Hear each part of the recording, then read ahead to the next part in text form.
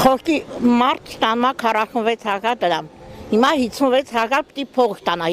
52 հագատ, թոշակառուն դրանով ոնց ապրի,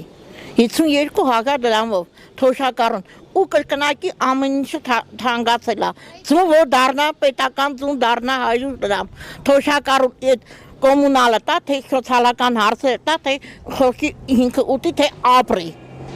52 հագատ դրամը շատ քիչ է թոշակառայի համար։ Եթե մի ձուն 100 դրամ արժի,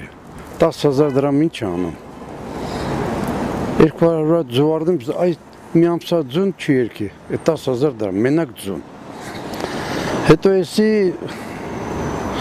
լավան չի հետապնդում, սա կաշարկա, կաշարկ, ընտրություններին շեմ են։ Ես դենց եմ կարծում ու վստահ եմ 100%-ով։ Ես մեր գործող վարչապետին